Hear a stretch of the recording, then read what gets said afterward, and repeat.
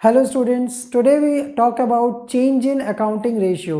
Means अगर कोई financial transaction आपको गिवन है और पूछा जाता है कि उस ट्रांजैक्शन से आपके अकाउंटिंग रेशियो पे क्या चेंज आया, तो हम उसको कैसे आइडेंटिफाई करें। Clear that? So that is कि अगर आपको रेशियो की कोई न्यूमेरिकल वैल्यू गिवन है तो आप इजीली उसको सेटिस्फाई करते हुए किसी फिगर को एज्यूम कर सकते हैं और उस अमाउंट पे अपने ट्रांजैक्शन का इम्पैक्ट देखते हुए बता सकते हैं कि रेशियो इंक्रीज हो रहा है, डिक्रीज है या नो चेंज है। प्रॉब्लम तब आती है जब हमें कोई भी न्यूमेरिकल वैल्यू गिवन ना हो, मतलब कि हमें सिर्फ रेशियो का नाम दिया है और बोला गया है कि इस पर्टिकुलर फाइनेंशियल ट्रांजैक्शन का हमारे रेशियो पे क्या इम्पैक्ट होगा। Clear that? So in that case हमें ये समझना है कि रेशियो के अंदर दो फैक्टर्स होते हैं, एक न्यूमरेटर और दूसरा डिनोमिनेटर। न्यूमरेटर का हमारे रेशियो के साथ क्या रिलेशनशिप है और डिनोमिनेटर का हमारे रेशियो के साथ क्या रिलेशनशिप है, ये हमें पता करना है। तो सिंपल सा है, न्यूमरेटर का पॉजिटिव रिलेशनशिप है रेशियो के साथ और डिनोमिनेटर का इन्वर्स रिलेशनशिप है रेशियो के साथ। मतलब कि न्यूमरेटर इंक्रीज होता है तो रेशियो भी इंक्रीज होता है और न्यूमरेटर डिक्रीज होता है तो रेशियो भी डिक्रीज होता है। बट डिनोमिनेटर के इंक्रीज होने पे रेशियो डिक्रीज हो जाता है और डिनोमिनेटर के डिक्रीज होने पे रेशियो इंक्रीज हो जाता है।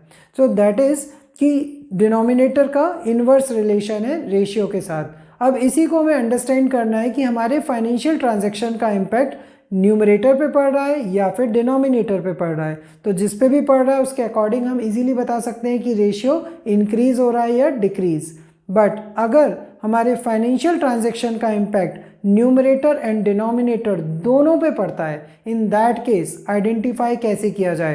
तो दैट इज कि अगर फाइनेंशियल ट्रांजैक्शन का इम्पैक्ट दोनों पे इनवर्स डायरेक्शन में पड़ रहा है, मतलब कि सपोज एक ट्रांजैक्शन से न्यूमरेटर इंक्रीज हो रहा है जबकि डिनोमिनेटर डिक्रीज हो रहा है, या फिर न्यूमरेटर डिक्रीज हो रहा है और डिनोमिनेटर इंक्रीज हो रहा है। सो इन दैट केस हमें पता है कि दोनों में आ रहे चेंज का जो रिजल्ट है वो कॉमन है।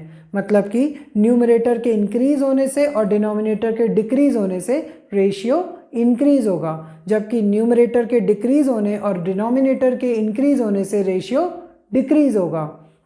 बट प्रॉब्लम तब आती है जब इस फाइनेंशियल ट्रांजैक्शन का इम्पैक्ट हमारे न्यूमरेटर और डिनोमिनेटर पे सेम डायरेक्शन पे पड़ रहा है, मतलब कि न्यूमरेटर भी इंक्रीज हो रहा है एंड डिनोमिनेटर भी इंक्रीज हो रहा है। सो इन दैट केस हमें इनका नेट इफेक्ट देखना होता है कि नेट इफेक्ट किस पे ज़्यादा पड़ रहा है, मतलब न्यूमरेटर ज़्यादा इंक्रीज हो रहा है या डिनोमिनेटर ज़्यादा इंक्रीज हो रहा है। तो जिसका भी नेट इफेक्ट आता है उसके अकॉर्डिंग हम रेशियो में चेंज को आइडेंटिफाई कर सकते हैं। आई होप आपको वीडियो क्लियर हो गया होगा। अगर वीडियो पसंद आया है तो इसे शेयर एंड लाइक ज़रूर करें एंड चैनल को सब्सक्राइब करें। Thank you so much.